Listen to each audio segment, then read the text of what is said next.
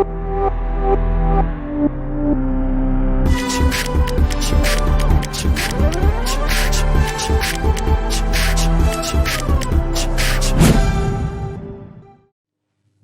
दोस्तों, तो अब हम लोग और एक important mode of heat transfer देखेंगे जिसको हम बोलते हैं रेडिएशन। तो रेडिएशन में क्या होता है, ध्यान देना, रेडिएशन में हीट जो है, heat is propagated in the form of, heat is propagated in the form of electromagnetic radiation. ठीक है, कोई भी एक बॉडी में से इलेक्ट्रोमैग्नेटिक रेडिएशन जो निकलता है उसके प्रोसेस के थ्रू जो हमारा हीट ट्रांसफर होता है उसको हम लोग बोलते हैं radiation.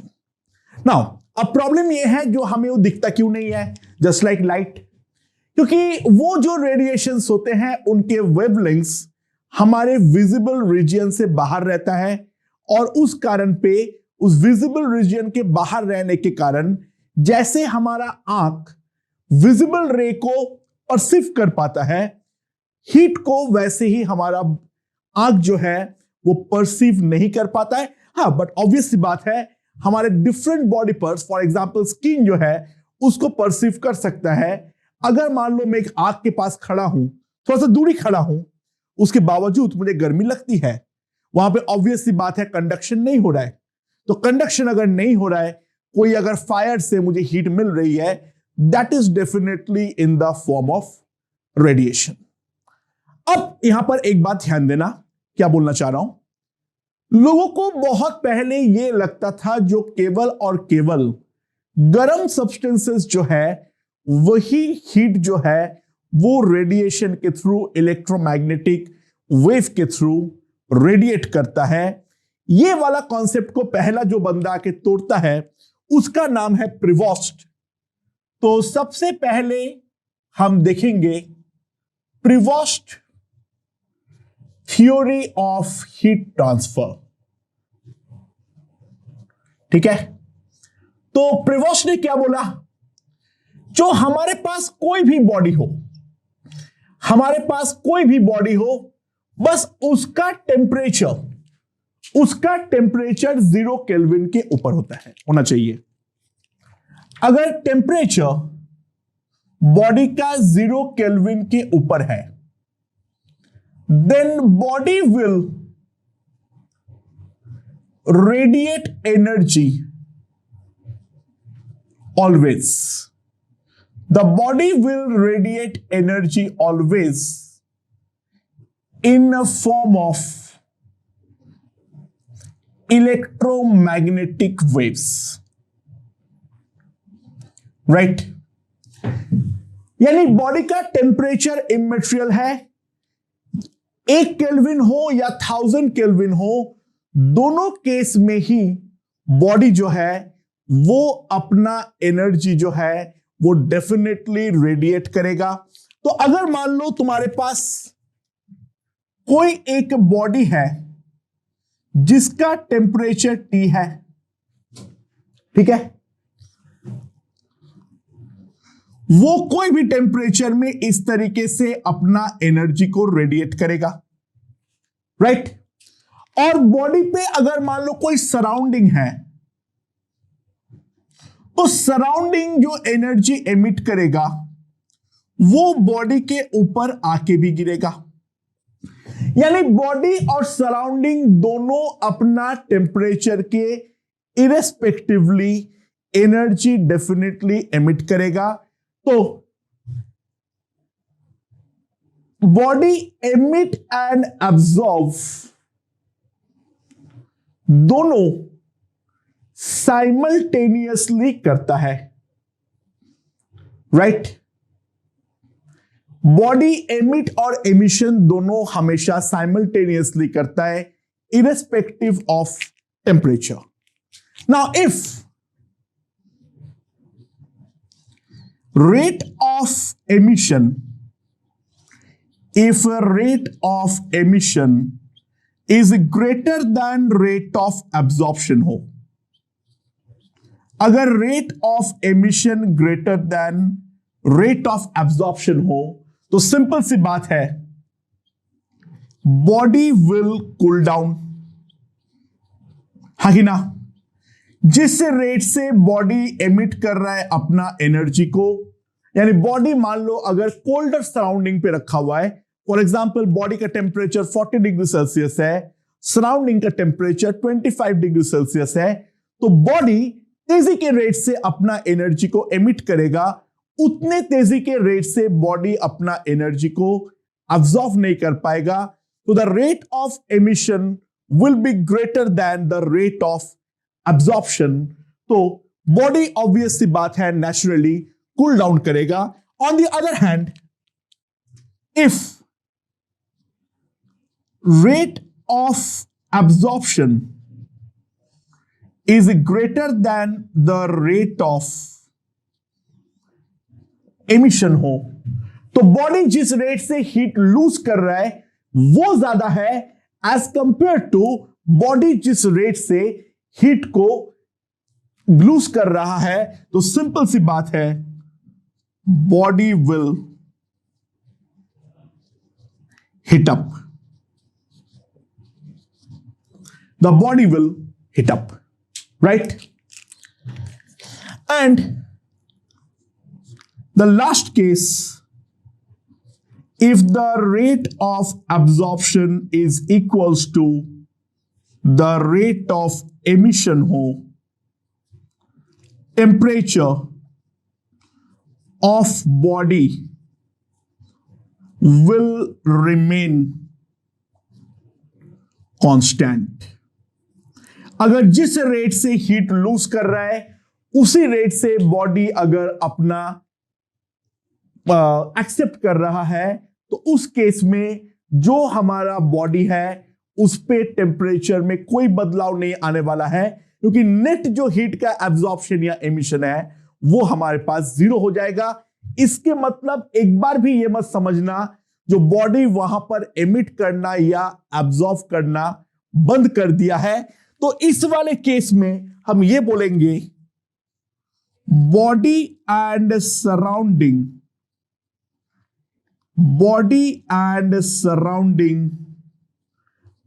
Are in equilibrium. Body और सराउंडिंग दोनों आपस में इक्विलिब्रियम में सेट हो चुका है। ध्यान देना, this equilibrium is dynamic in nature. What is meant by the dynamic in nature? Dynamic in nature के मतलब यह है जो emission या absorption stop नहीं हुआ है, केवल जो रेट है वो दोनों हमारा इक्वल हो चुका है। So neither emission nor absorption has stopped। दोनों में से कुछ भी स्टॉप नहीं हुआ है। Only the rates have been equal। ठीक है, ओके। तो ये है प्रेवॉस थ्योरी। तो प्रेवॉस ने सबसे पहले हमें टेम्परेचर इंडिपेंडेंट बॉडी का थर्मल रेडिएशन का कॉन्सेप्ट को इंट्रोड्यूस करता है, यानी irrespective of the temperature body हमेशा ही अपना एनर्जी जो है वो रेडिएट करेगा, और रेडिएट के साथ साथ ही वो सराउंडिंग से अगर कोई एनर्जी आ रहा है उसको एब्जॉर्ब भी करेगा। और जब वहां पर हमारा एब्जॉर्प्शन और एमिशन का रेट इक्वल हो जाएगा तभी हम थर्मल इक्विलिब्रियम के बारे में सोच सकते हैं। But that equilibrium is dynamic in nature. The absorption और emission has never stopped and it will never stop. That's the basic concept regarding the Prevost's theory of heat transfer, right. अब आगे बढ़ने के पहले हम कुछ चीजें का डिफाइन करेंगे, वो डेफिनेशंस हमें ढंग से समझना है। तो एक एक करके देखते हैं। तो सबसे पहला definition, that is emissive power. Now what is emissive power? ढंग से देखना। The amount of energy, the amount of energy a body emits per unit area,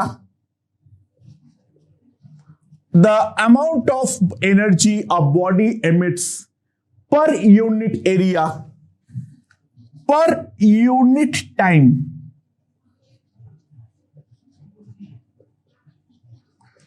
per unit solid angle is called the emissive power, capital E। तो कोई एक body, उसका per unit surface area, per unit time और per unit solid angle जितना energy emit करता है, उस चीज को हम बोलते हैं उस बॉडी का एमिसिव पावर। एमिसिव पावर जिस पर डिपेंड करता है, it depends upon temperature and the nature of the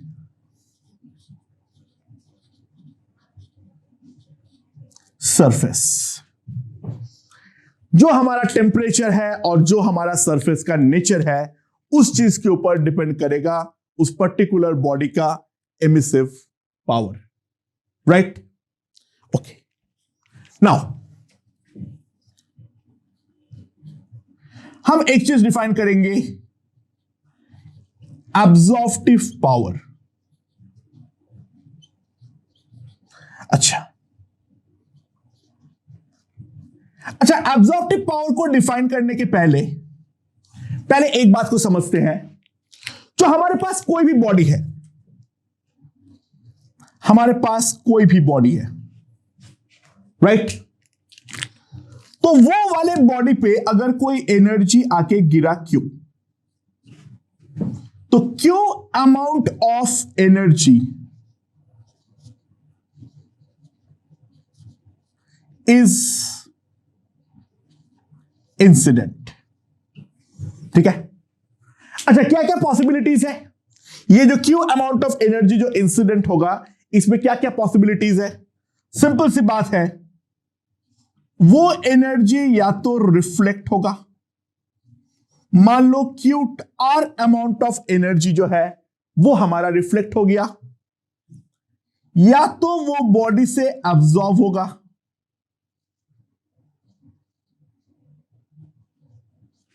यह है क्यू ए, या तो वो उसके थ्रू ना अब्सॉर्ब होगा ना रिफ्लेक्ट होगा, वो हो जाएगा ट्रांसमिट क्यूटी। कोई भी बॉडी के ऊपर अगर कोई एनर्जी गिरता है तो तीन पॉसिबिलिटीज क्रिएट होंगे, या तो वो बॉडी रिफ्लेक्ट करेगा, या तो वो बॉडी अब्सॉर्ब करेगा, या तो वो बॉडी ट्रांसमिट करेगा। और यहां पर जो टोटल अमाउंट ऑफ एनर्जी होगी Q, that must be equals to QA plus QT plus QR। तो Q से डिवाइड कर दो QA by capital Q, QT by capital Q, QR by capital Q। ठीक है? तो QA बाय कैपिटल Q को हम बोलते हैं small a, that is called the absorptive power or coefficient of absorption। ठीक है? ए को हम बोलते हैं एब्जॉर्प्टिव पावर और the coefficient of absorption. QT by Q को हम बोलते हैं T, इसको हम बोलते हैं कोएफिशिएंट ऑफ ट्रांसमिशन।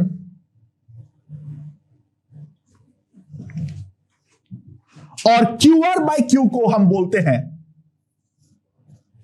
R, इसको हम बोलते हैं कोएफिशिएंट ऑफ रिफ्लेक्शन। ठीक है, सो नाउ अगर हम ध्यान दें एक चीज, A plus T plus R is equals to 1। ठीक है, अच्छा, generally we take T equals to 0, generally we take T equals to 0, generally in all heat related questions ऐसे लेने का कोई कारण नहीं है, ये अंडरस्टूड रहता है बेसिकली। वी टेक, यानी हम ये मान लेते हैं ट्रांसमिट नहीं हो रहा है, बॉडी या तो एब्जॉर्ब करेगा या तो बॉडी रिफ्लेक्ट करेगा। तो if T equals to 0 then A plus R is equals to 1। यानी सिंपल सी बात है, अ गुड एब्जॉर्वर, A जितना बड़ा होगा R उतना छोटा होगा। A good absorber is a bad reflector. A good absorber will be a bad reflector and a bad absorber is a good reflector.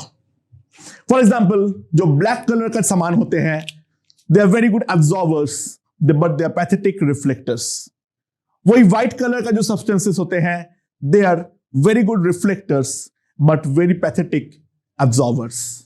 तो जो चीज जितना अच्छे से एब्जॉर्ब करेगा वो चीज उतना ही बुरे तरीके से हमारा रिफ्लेक्ट करने वाला है, और जो जितना घटिया तरीके से एब्जॉर्ब करेगा वो उतना अच्छे से एनर्जी को रिफ्लेक्ट करने वाला है। राइट, ओके, अब एक चीज ध्यान देना, तो A is defined as, absorptive power A is defined as amount of energy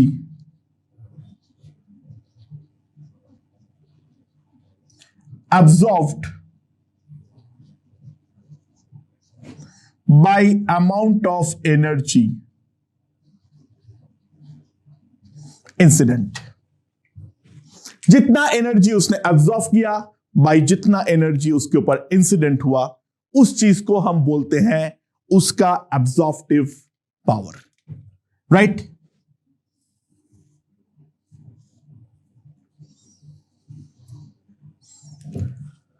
okay, now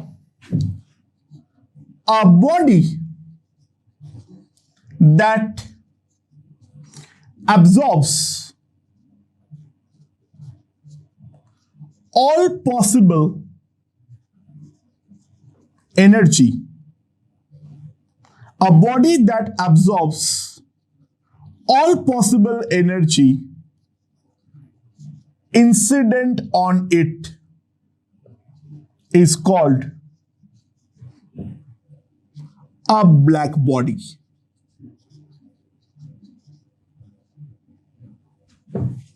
वो बॉडी जो उसके ऊपर गिरा हुआ सारे एनर्जी को एब्जॉर्ब कर लेता है, उस बॉडी को हम बोलते हैं ब्लैक बॉडी। यानी सिंपल सी बात है, A for black body is always equals to 1.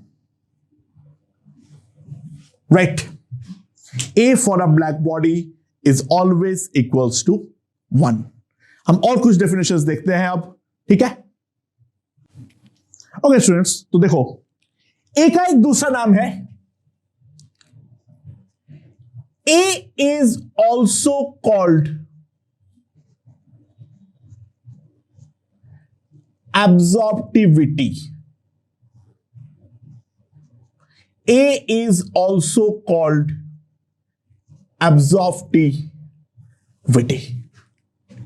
ना absorptivity के साथ सिमिलर लाइन पे हम और एक चीज डिफाइन करते हैं, that is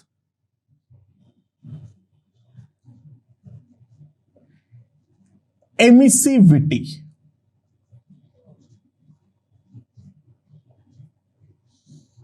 Now what is emissivity? Emissivity small e क्या होता है? ध्यान दो, how is it defined?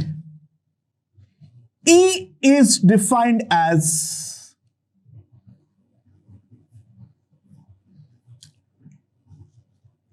emissive power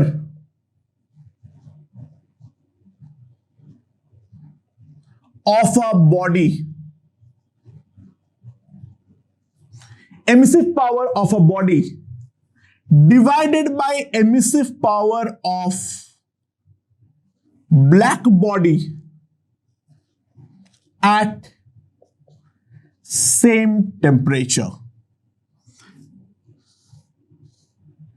अच्छा, इसके मतलब बिल्कुल भी मत समझना जो ब्लैक बॉडी सब कुछ एब्जॉर्ब करता है तो वो एमिट नहीं करता है. एब्जॉर्प्शन और emission are completely two different concept. Absorption खराब है तो रिफ्लेक्शन अच्छा है. एमिशन बॉडी अपना खुद के टेम्परेचर के कारण करता है. एब्जॉर्प्शन बॉडी सराउंडिंग के टेम्परेचर के लिए करता है. एब्जॉर्प्शन और एमिशन में राइट नाउ डायरेक्टली कोई संबंध नहीं है. तो कोई एक पर्टिकुलर टेम्परेचर में कोई एक बॉडी का जो हमारा एमिसिव पावर होगा तो उसी टेम्परेचर में करस्पॉन्डिंग ब्लैक बॉडी का जो हमारा एमिसिव पावर होगा, उन दोनों का रेशियो को हम बोलते हैं उसका emissivity, that is small E. Right now absorptive power या एब्जॉर्बिविटी के साथ एमिसिविटी का कोई संबंध नहीं है. अब हम लोग संबंध बनाएंगे, बट राइट नाउ एक बात को समझने का कोशिश करो. एब्जॉर्प्टिव पावर और एमिसिव पावर में there is right now absolutely no relation. एक केस में बॉडी अपने टेम्परेचर के कारण एमिट करता है और दूसरे केस में बॉडी सराउंडिंग के टेम्परेचर के कारण एब्जॉर्ब करता है. तो डेफिनेटली दोनों के बीच में कोई डायरेक्ट रिलेशन बनाना हमारे लिए संभव नहीं है. और ये काम जिस बंदे ने किया उस बंदे का नाम है किरचॉफ. तो right now we are going to define Kirchhoff's law.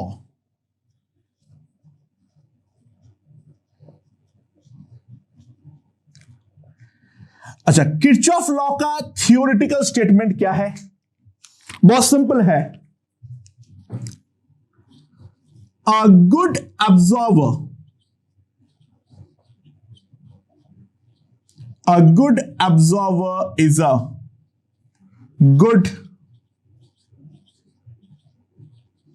emitter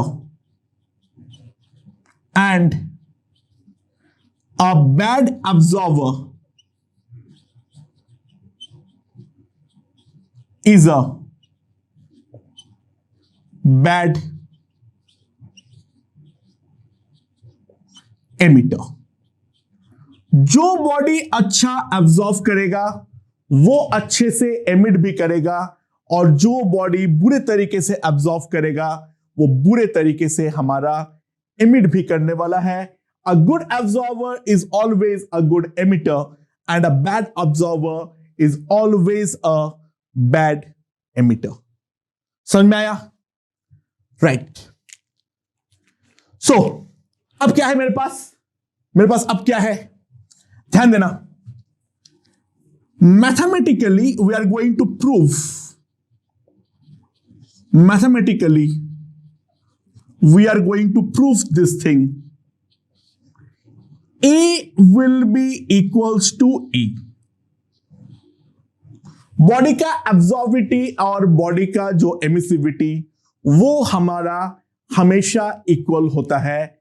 that is the basic mathematical form of the Kirchhoff law. Okay, तो क्या है, ध्यान दो कैसे प्रूफ होता है इसका. बहुत ही ऑसम प्रूफ है.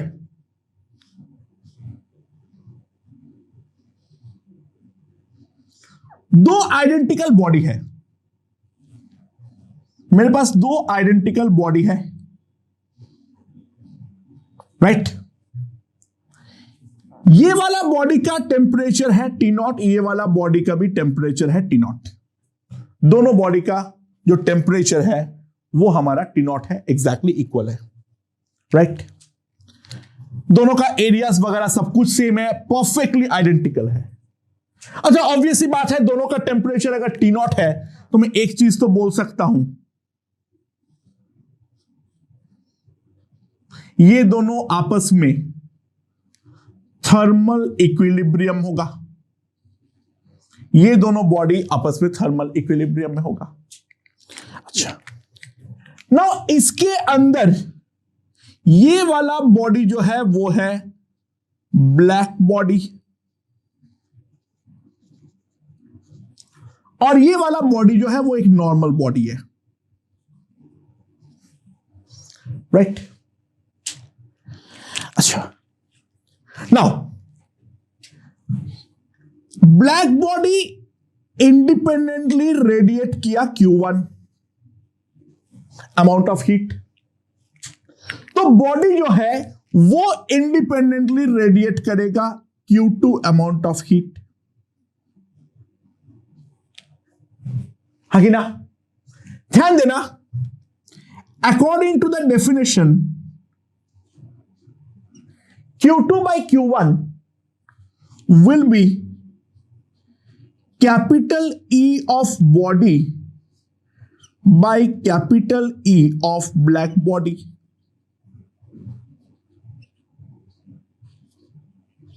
कोई एक पर्टिकुलर टेम्परेचर में दोनों का जो एमिसिव पावर है उन दोनों का रेशियो जितना होगा, क्योंकि दोनों बॉडी का एरिया, टेम्परेचर सब कुछ परफेक्टली आइडेंटिकल है, तो ऑब्वियस सी बात है दोनों का एमिसिव पावर का जो रेशियो होगा वही तुम्हारा Q1 by Q2 होगा, राइट.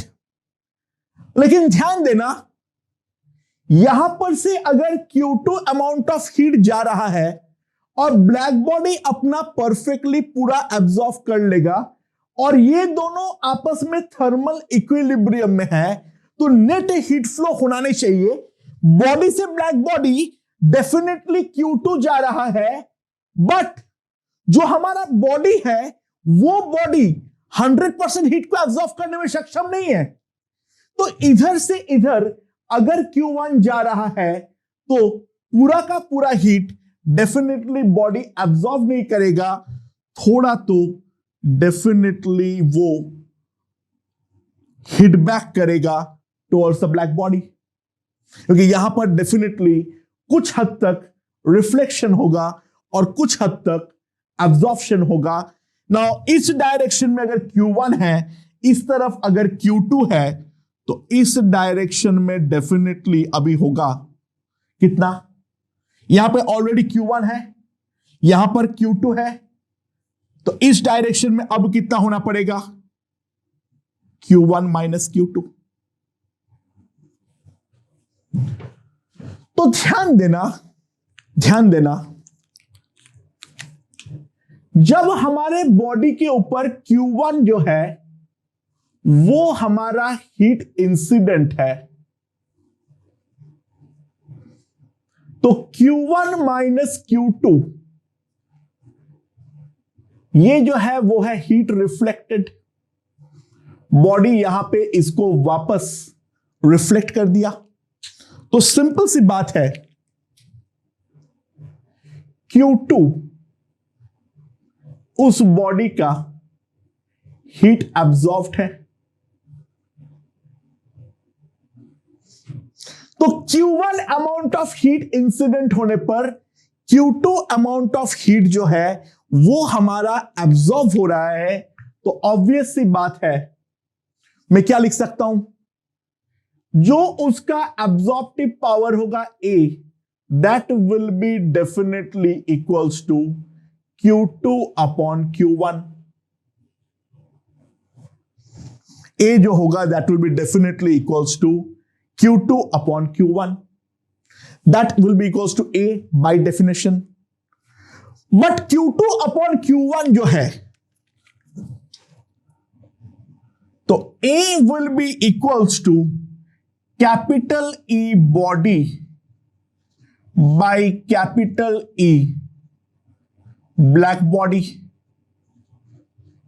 एंड बाय डेफिनेशन दोनों सेम टेम्परेचर में है, तो this will be equals to E।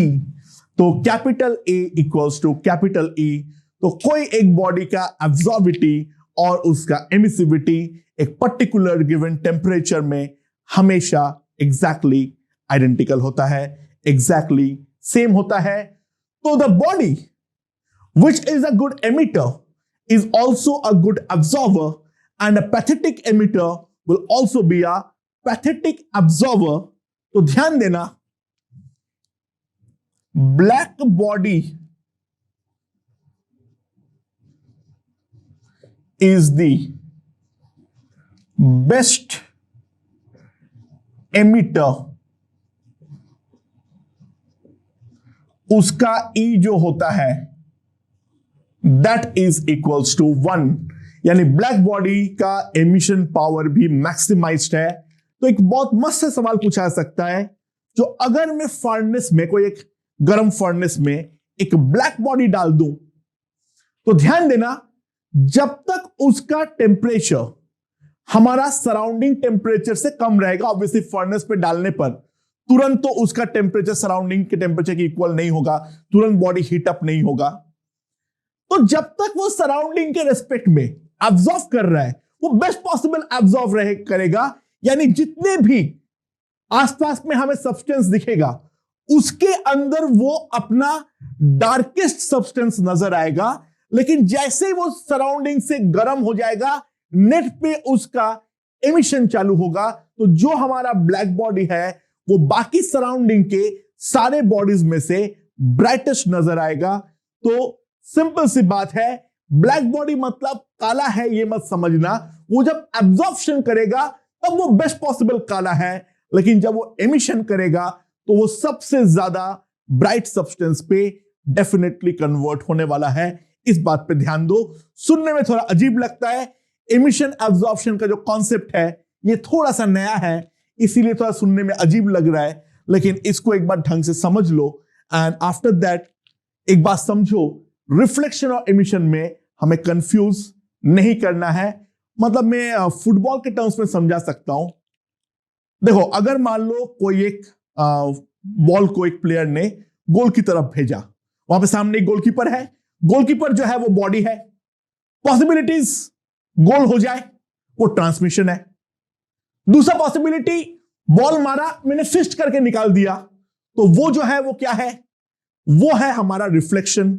Energy आया, टकरा के चला गया, फिस्ट किया मैंने बॉल को, रोका नहीं, तो वहां पर क्या है, रिफ्लेक्शन।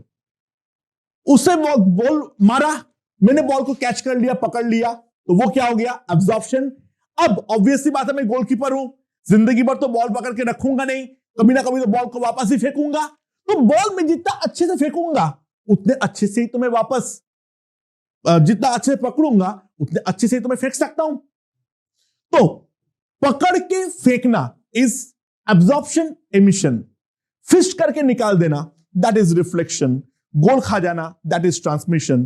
तो मैं जितना कम फिस्ट करूंगा और जितना कम गोल खाऊंगा, उतना ज्यादा अच्छे से बॉल को पकड़ूंगा, तो उतने अच्छे से मैं बॉल को वापस अपने प्लेयर्स की तरफ फेंक पाऊंगा। तो इस फुटबॉल के एनालॉग के थ्रू हम समझ सकते हैं, जो a good emitter is also a good absorber and vice versa, right?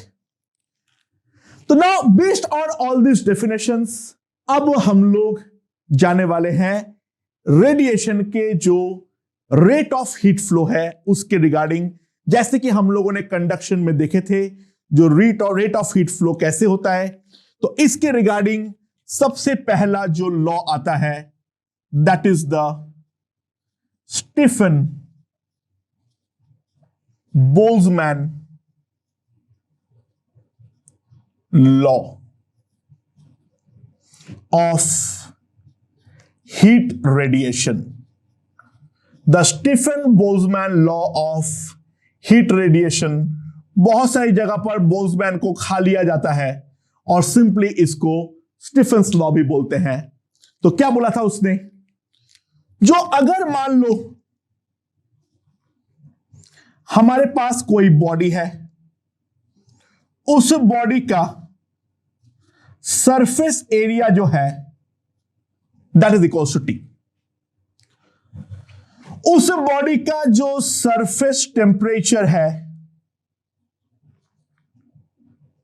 That is equals to capital T and that is computed in kelvin. ठीक है, emissivity of the body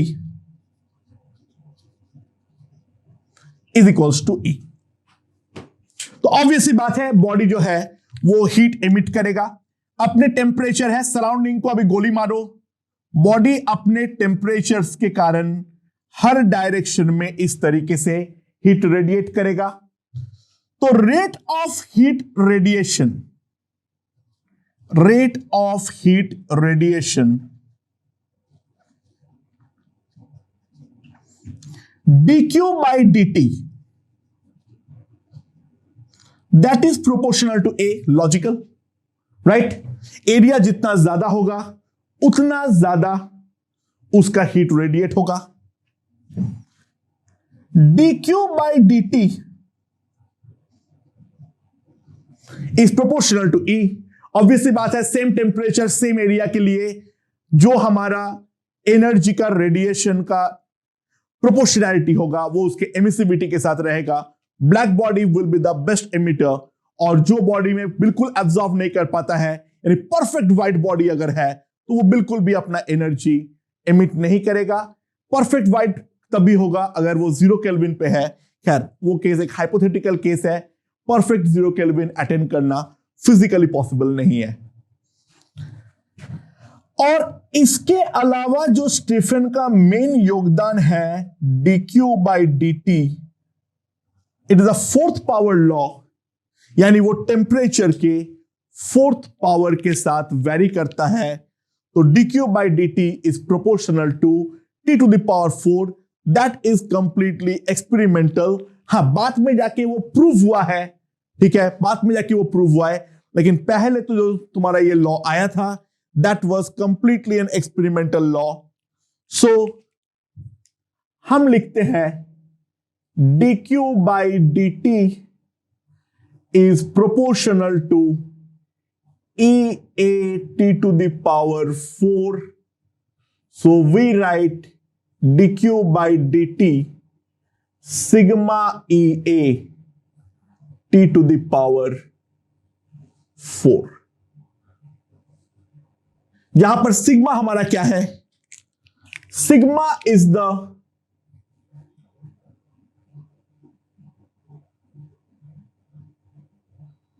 Stephen's constant, और sigma का value कितना होता है 5.67 10 to the power -8 watt per meter square Kelvin to the power 4। That is the SI unit। ठीक है, 5.67 into 10 to the power, याद नहीं रखना है, एग्जाम में देते हैं, ठीक है, ऐसा आगे याद हो ही जाएगा इतना क्वेश्चंस करने पर। सो जिस रेट से बॉडी अपना हीट को एमिट करेगा, so this is basically the rate of heat loss।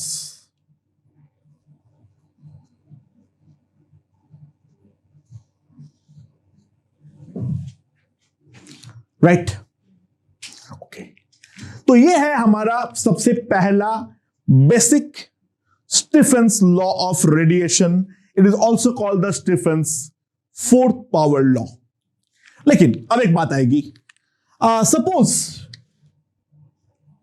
The body is kept, suppose the body is kept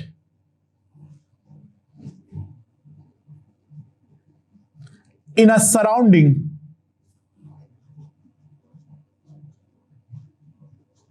of temperature Ts. जो हमारा सराउंडिंग है उसका टेम्परेचर है मान लो कितना, Ts. तो ऑब्वियस सी बात है surrounding will also emit energy. Surrounding will also emit energy. ठीक है, समझ में आया? तो वो जो एमिट करेगा एनर्जी, जिस कारण पे body will absorb it.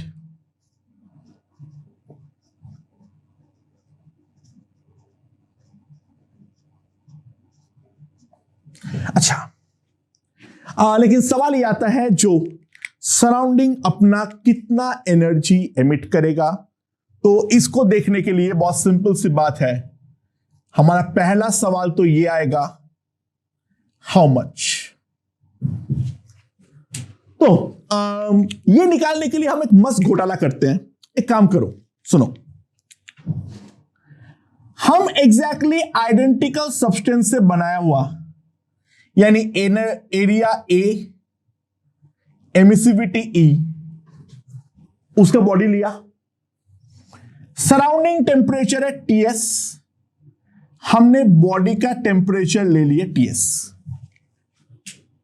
ठीक है, तो ऑब्वियस सी बात है बॉडी और सराउंडिंग का टेम्परेचर सेम है, तो यहां पर डेफिनेटली थर्मल इक्विलिब्रियम है. तो इस केस में बॉडी में कोई net amount of heat transfer नहीं होना चाहिए. तो यहां पर अगर बॉडी में net amount of heat transfer नहीं होना चाहिए, तो ध्यान देना, अगर मैं स्टीफेंस लॉ को अप्लाई करूं तो ये वाले बॉडी का जो रेट ऑफ एमिशन होगा dq by dt, that will be equals to sigma EA Ts to the power 4 होगा स्टीफेंस लॉ के अकॉर्डिंग. और क्योंकि थर्मल इक्विलिब्रियम है और नेट कोई भी अमाउंट ऑफ हीट जो है वो ट्रांसफर नहीं हो सकता है, तो जो हमारा रेट ऑफ एमिशन होगा वही, ध्यान देना, वही उसका रेट ऑफ एब्जॉर्प्शन होगा ड्यू टू सराउंडिंग. और सराउंडिंग के कारण जो रेट का एब्जॉर्प्शन है वो इस बॉडी का टेम्परेचर इंडिपेंडेंट है. बात को समझने का ट्राई करो. यहां पर मैं क्या लिख सकता हूं, ध्यान दो, ये अगर रेट ऑफ एमिशन है तो यही इसका रेट ऑफ एब्जॉर्प्शन है.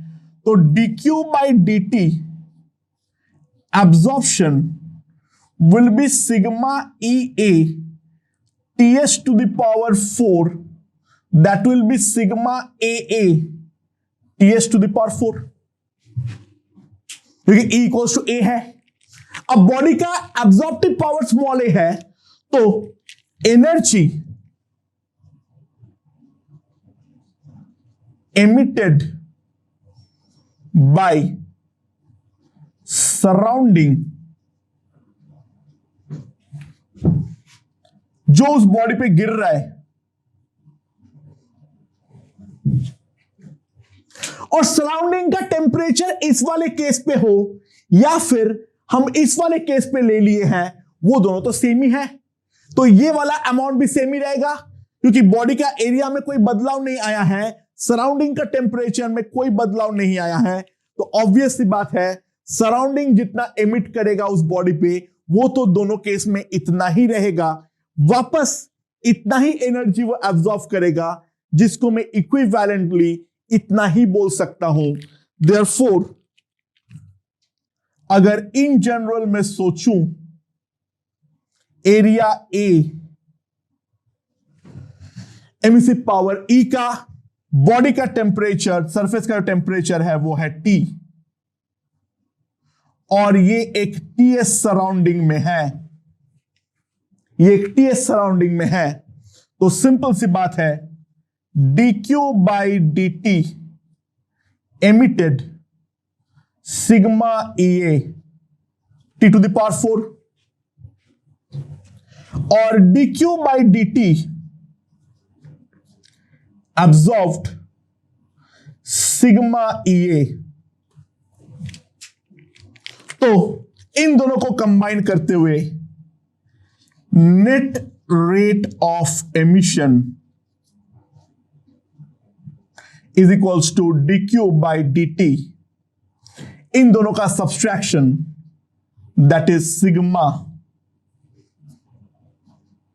EA t to the power 4 minus ts to the power 4, and ये जो है ये हमारे पास है generalized, this is my generalised Stephen's law. तो अगर कोई बॉडी जिसका टेम्परेचर T है उसको सराउंडिंग पे रखा जाता है एट सराउंडिंग टेम्परेचर TS, तो बॉडी जो net amount of heat lose करेगा, ठीक है, that is given by sigma EA t to the power 4 minus TS to the power 4। अब सिनेरियोस दोनों बन सकता है, T अगर ग्रेटर देन TS है तो बॉडी नेट पे एमिट करेगा, बॉडी हमारा कूल डाउन करेगा।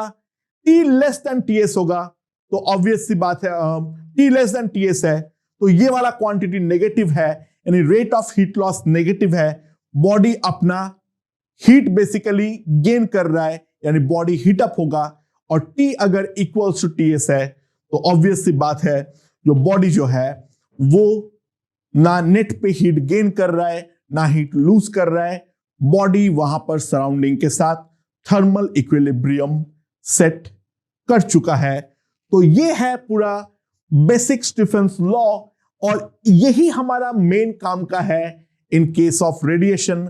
हमारे सिलेबस में जो है 70% things are related to Stefan's law only. तो इस चीज के ऊपर काफी सारे क्वेश्चंस हम करेंगे और समझेंगे जो इस चीज को अप्लाई कैसे करनी है। बट ध्यान देना एक बात, स्टीफेंस लॉ अति भयंकर चीज है, इसका calculation is going to be very very tedious. तो रेडिएशन के क्वेश्चंस में नॉर्मली हम वैल्यूज देके, अनलेस एंड अनटिल वो बहुत ही ज्यादा अच्छे वैल्यूज हो, ठीक है, तो वहां पर हम कैलकुलेशन नॉर्मली नहीं करवाते हैं, ठीक है, हम जनरलाइज टर्म में निकालने का ट्राई करते हैं। इतना पत्थर दिल कोई नहीं होता है, कोई 273 टू द पावर 4 का कैलकुलेशन डेफिनेटली हमें कोई नहीं करवाने वाले हैं एग्जाम में। ओके